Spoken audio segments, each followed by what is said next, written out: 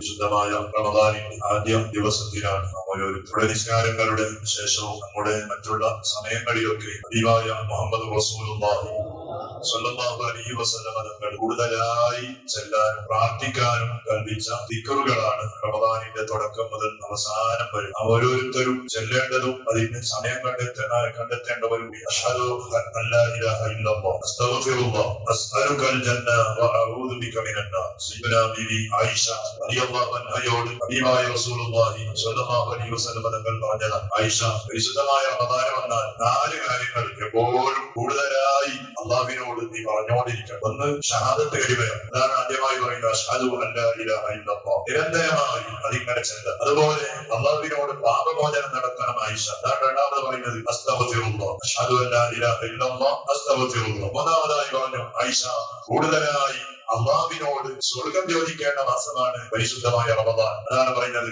അല്ലാഹുമ്മ ഇന്നി അസ്അലുകൽ ജന്ന. പടച്ചോനെ, എന്നോട് ഞാൻ സ്വർഗം ചോദിക്കും. അതുപോലെ നരകത്തെ തൊട്ട് കൂടുതലായി അള്ളാഹുവിനോട് കാവൽ തേടേണ്ട മാസമാണ് പരിശുദ്ധമായ റമദാൻ. വഅഊദു ബിക മിനന്നാർ. പടച്ചോനെ, എന്നോട് നരകത്തിൽ നിന്നിട്ട് ഞാൻ കാവൽ തേടുകയാണ്. നിസ്കാരത്തിന്റെ ശേഷം മാത്രം ഇത് ചെല്ലുമ്പോൾ കൈ ഉയർത്തി പിടിക്കണം. അത് ഉയർത്തിയാലും ഉയർത്തിയില്ലെങ്കിലും പ്രശ്നമല്ല. എല്ലാ സമയങ്ങളിലും പള്ളിയിൽ വരുമ്പോ പോകുമ്പോ നമുക്ക് കിട്ടുന്ന സമയങ്ങൾ അനാവശ്യങ്ങളുമായിട്ട് നിങ്ങൾ ബന്ധപ്പെടുന്നതിനെ ഒഴിവാക്കി പരിശുദ്ധമായ റമദാനിൽ ആ സമയങ്ങൾ മുഴുവനും ഇതുപോലെ ഇസ്തിഗ്ഫാറിനും ഷഹാദത്ത് കലിമയെല്ലാം സ്വർഗം ചോദിക്കാനും നരകത്തെ തൊട്ട് കാവലിനെ ചോദിക്കാനും നിങ്ങൾ ഉപയോഗിച്ചാൽ അത് വലിയ സന്തോഷമാണ്. അതുപോലെ മറ്റൊരു കാര്യം, ഹബീബായ ഞങ്ങൾ പറഞ്ഞു, അവ്വലുഹു റഹ്മ. പരിശുദ്ധമായ റമദാനിന്റെ ആദ്യത്തെ 10 റഹ്മത്തിന്റെ 10. അല്ലാഹുവിനോട് കൂടുതലായി റഹ്മത്ത് ചോദിക്കേണ്ട 10. അതാണ് നിസ്കാരത്തിന്റെ ശേഷം പറഞ്ഞു, അല്ലാഹുമ്മ റഹ്മനി യാ അർഹമർ റഹീമീൻ. നിസ്കാരത്തിന്റെ ശേഷം മാത്രം അതാക്കാൻ പാടില്ല. ഏതായാലും ഈ ആദ്യത്തെ ഒരു 10 ദിവസം അത് പെട്ടെന്ന് ഇപ്പൊ കഴിയും.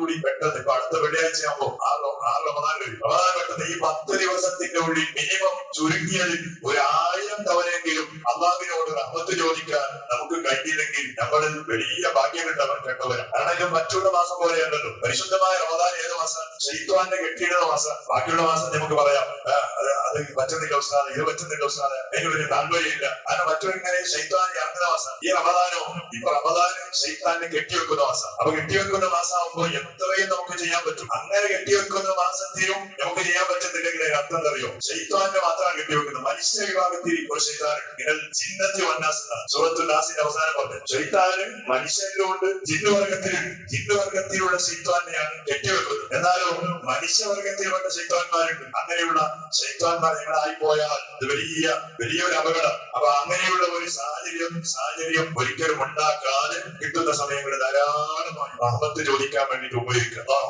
എപ്പെങ്കിലും ഏതെങ്കിലും ഒരു സമയത്ത് അള്ളത് കബൂലാക്കിയാൽ അൽഹംദുലില്ലാഹ് വലിയ ഭാഗ്യം. പിന്നെ അവതാരം കിട്ടുന്ന ഏറ്റവും വലിയ ഒരു അവസരമാണ് ഇൽമിന്റെ മജ്‌ലിസ്. ഇൽമിന്റെ മജ്‌ലിസ് എല്ലാവരും ചെയ്തിട്ട് ദിവസങ്ങൾ കഴിയുമ്പോൾ നമ്മളൊരു ക്ലാസ് എടുക്കുന്നുണ്ടാവും. ഒരാൾ 10 പേര് ഖുർആൻ ഓതുന്നുണ്ടാവും.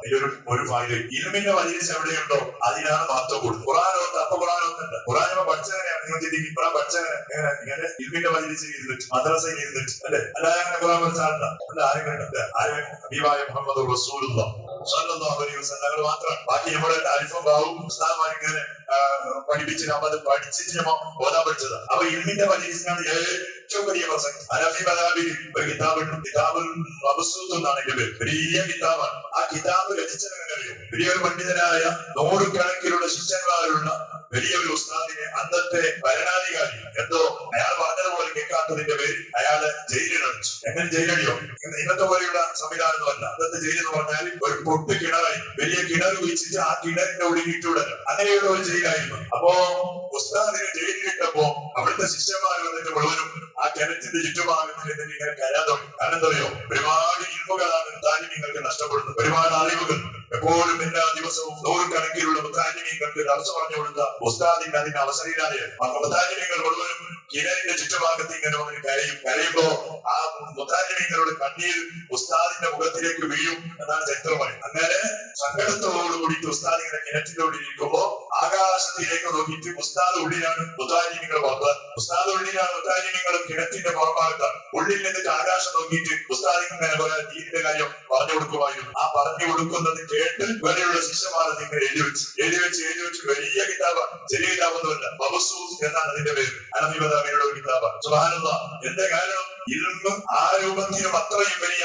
മഹത്വമുള്ള ഒരു കാര്യമായതുകൊണ്ടാണ് ശിഷ്യന്മാർ മുഴുവൻ കിണറ്റിന്റെ അടുത്ത് വന്നിട്ട് ഉസ്താദ് പറയുന്ന കാര്യങ്ങൾ അത് പകർത്തിയെടുത്ത് അതിനെ എഴുതി വെച്ച് ഖിയാമത്ത് നാട് വരെ വരുന്ന ആളുകൾക്ക് പഠിക്കാൻ ധാരാളം വിഷയങ്ങൾ എഴുതി വെച്ച ഒരു വലിയ കിതാബാണ് പറഞ്ഞു വന്നത്. ഇൽമിന്റെ സദസ്സ് പാടാക്കരുത്. എല്ലാ ദിവസവും ഓർമ്മിച്ചിട്ടുണ്ടാവും. നിങ്ങളുടെ വടിവെട്ടി പഠിപ്പുണ്ടാക്കുന്ന രൂപത്തിൽ ചെറിയൊരു ക്ലാസ് ഇതുപോലെ ഒരു അരമണിക്കൂറിന്റെ ഉള്ളിലായിട്ട് ഉച്ചയ്ക്ക് സുബൈക്ക് അപ്പോൾ ഒരു 10 മിനിറ്റ് പഠിക്കുന്ന കാര്യങ്ങൾ നമുക്ക് വേണ്ട കാര്യങ്ങൾ ചെറിയ രൂപത്തിൽ പഠിക്കാം. അല്ലാഹു തൗഫീഖ് ചെയ്യുമാറാകട്ടെ. ഒന്നിച്ച് 4 കാര്യങ്ങൾ നമുക്ക് ഒന്നിച്ചില്ല. അശ്ഹദു അല്ലാ ഇലാഹ ഇല്ലല്ലാഹ് അസ്തഗ്ഫിറുല്ലാഹ് അല്ലാഹുമ്മ ഇന്നി അസ്അലുകൽ ജന്ന وأعوذ بك من النار اللهم ارحمني يا أرحم الراحمين.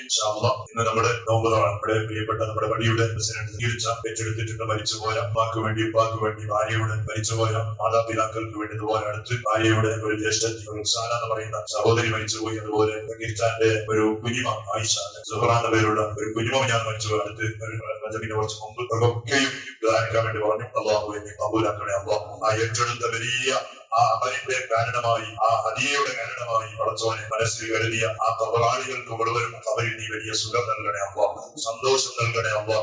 നോമ്പ് പിടിച്ച ആളുകൾ നോമ്പ് തുറക്കുമ്പോഴാണ് ഏറ്റവും വലിയ സന്തോഷം.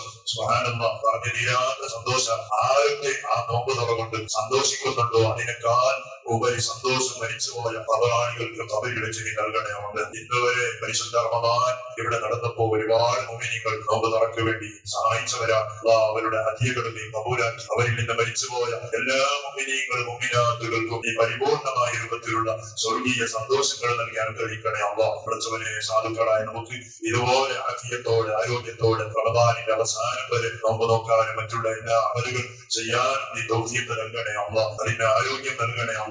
നല്ല മനസ്സ് തരണേ റഹ്മാൻ. പഠിച്ചവനെ നമ്മുടെ പള്ളിയുടെ പദ്ധതികൾ മുഴുവനും നീ വിജയിപ്പിക്കണേ അല്ലാഹ്. പഠിച്ചവനെ ഇവിടുത്തെ സംഘത്തിന്റെ ചെറുപ്പക്കാരൻ ആദ്യമായി നിന്റെ പള്ളിയുടെ ഉദ്ഘാടനം ചെയ്തു. പിന്നൊരാള് 10,000 രൂപയെ തന്നു. പഠിച്ചവനെ ആരൊക്കെ അതിനു വേണ്ടി സഹായിച്ചോ നീ സഹായിക്കണേ അല്ലാഹ്. ഇന്നുവരെ നമ്മുടെ പള്ളിയെ ആരൊക്കെ സ്നേഹിച്ചവരുണ്ടോ അവരെ മുഴുവനും നീ സ്നേഹിക്കണേ അല്ലാഹ്. അവരുടെ എല്ലാ ഹലാലായ മുറാദുകളും നീ ഹാസിലാക്കി കൊടുക്കണേ അല്ലാഹ്. എത്രയോ മുഅ്മിനീങ്ങൾ എല്ലാ കൊല്ലവും പള്ളിയിൽ തറാവീഹിന്റെ മറ്റൊക്കെയും പങ്കെടുത്ത ആളുകൾ ഇക്കൊല്ലം രോഗം കാരണം അസുഖം കാരണം പഠിച്ചവനെ പള്ളിയിൽ വരാൻ കഴിയാതെ വലിയ വേദനയാണ്. നമ്മുടെ ഇവിടുത്തെ കമ്മിറ്റി മെമ്പറായ അബ്ബാസിച്ച് അങ്ങനെ ഒരുപാട് ആളുകൾ നമ്മുടെ കെബി അബ്ദച്ച അങ്ങനെ ഒരുപാട് മുഅ്മിനീങ്ങൾ നമ്മുടെ പള്ളിയിൽ പങ്കെടുത്ത് നിസ്കരിച്ച അതേ പ്രതിഫലം സാധുക്കളായ ആരോഗ്യം കുറഞ്ഞ മുഅ്മിനീങ്ങൾക്ക് നീ നൽകണേ അല്ലാഹ്.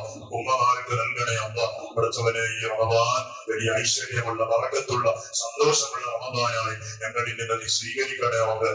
ബിഹഖി സയ്യിദിനാ മുഹമ്മദ് സ്വല്ലല്ലാഹു അലൈഹി വസല്ലം. ഹസ്ബുനല്ലാഹു വനിഅമൽ വകീൽ നിഅമൽ മൗലാ വനിഅമൽ നസീർ. ഹസ്ബുനല്ലാഹു വനിഅമൽ വകീൽ നിഅമൽ മൗലാ വനിഅമൽ നസീർ. ഹസ്ബുനല്ലാഹു വനിഅമൽ വകീൽ നിഅമൽ മൗലാ ونعم النصير. صلى الله على محمد صلى الله على محمد صلى الله عليه وسلم. صلى الله على محمد صلى الله عليه وسلم. صلى الله على محمد صلى الله عليه وسلم. صلى الله على محمد صلى الله عليه وسلم. صلى الله على محمد صلى الله عليه وسلم. صلى الله على محمد صلى الله عليه وسلم. صلى الله على محمد صلى الله عليه وسلم.